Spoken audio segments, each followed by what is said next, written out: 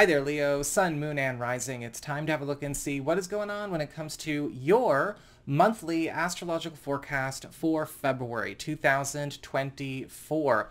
Quick reminder for those of you who are new to my channel, I do weekly astrology reports. They come out every Tuesday, and so if you're not subscribed, you might want to hit that subscribe button.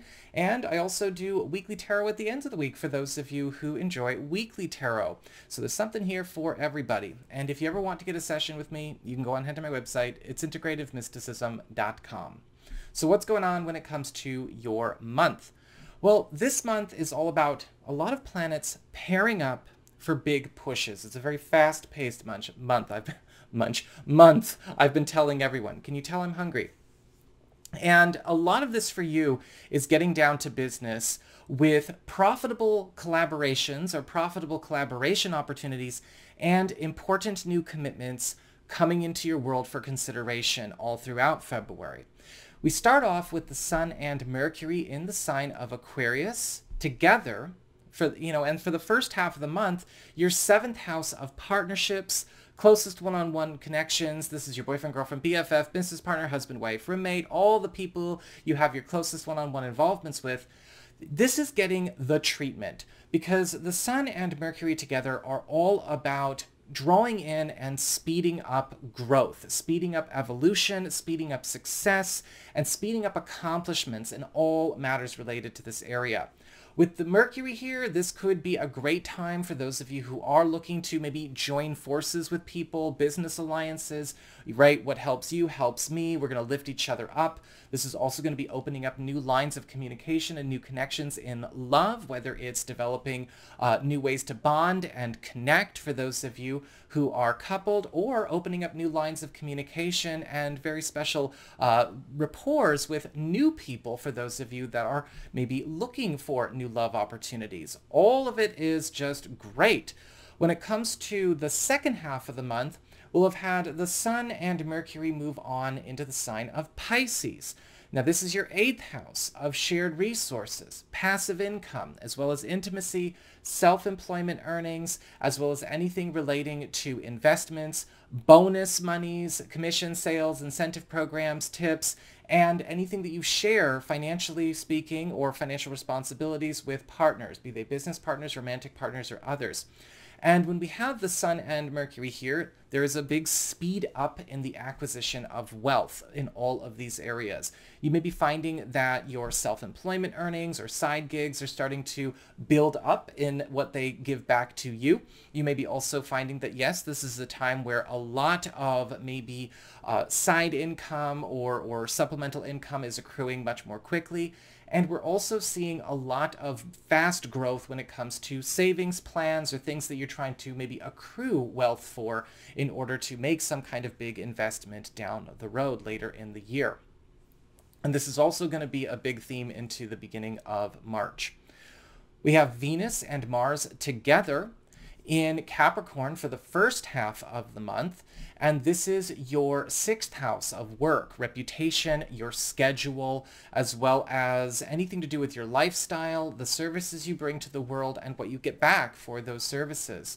And Venus and Mars together are all about putting you in a space where you're kind of rising to a new kind of fame in your workforce or in your workspace or in your vocation. Venus is bringing you a lot of supportive attention, and you are also going to notice that, yeah, it's almost like a bit of a celebrity treatment is going on. And Mars is bringing you into situations where you're becoming a lot more of a competitive commodity in the eyes of others. And there will also be a lot of competitive opportunities being put on the table for you to take on if you would like to. However, with Mars here as well, things can get a bit dicey at times in the workspace, because competitive opportunities can also mean competitive people, and some people are just not very well educated when it comes to knowing the difference between being aggressive and assertive. So keep that in mind as we go through this month as well. In the back half of the month, Mars and Venus will be moving on together into Aquarius, into that 7th house of partnerships and closest one-on-one connections. Mars will be going in there on the 13th, and Venus will be going in there on the 16th. And again, this will also be carrying on into the beginnings of March.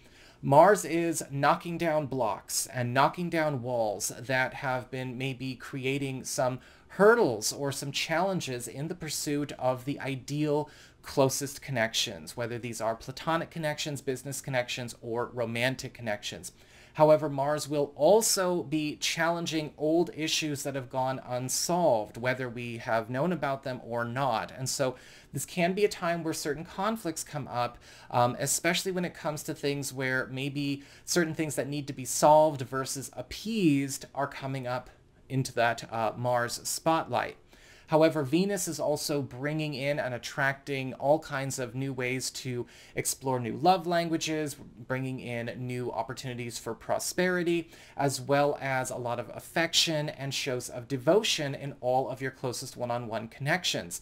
This is also a time where you may find that both romantic partnerships and business partnerships are stepping into a place where they are a lot more successful, a lot more ambitious, a lot more industrious, and a lot more courageous in getting themselves out there and getting some serious work done.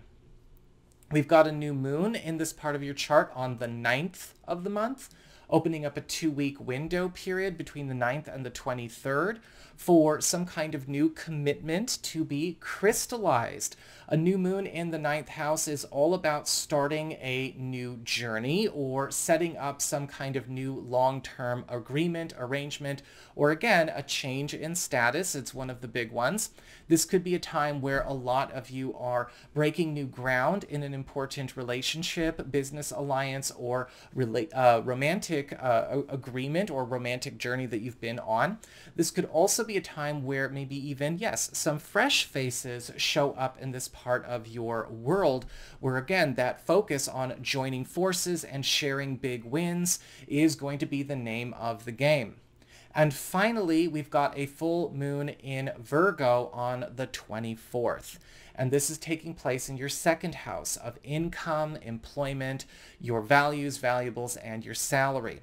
And a full moon in Virgo is setting up a 2-week window period for a very important transition that's going to be getting underway, whether it's happening with you personally or happening somewhere on the job.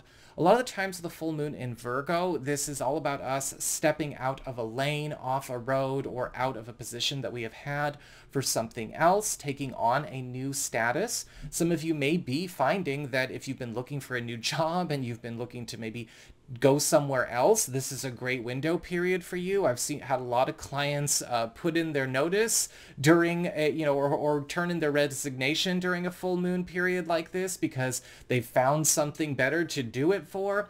This could also be something going on internally, a transfer or a transition into working into a different group, or again, heading towards a different professional destination. So that is what I've got for you all. I hope you enjoyed it. If you did, don't forget to like, share, and subscribe. You know I appreciate it. And should you ever wish to get a session with me, you can go on ahead to my website. It's integrativemysticism.com.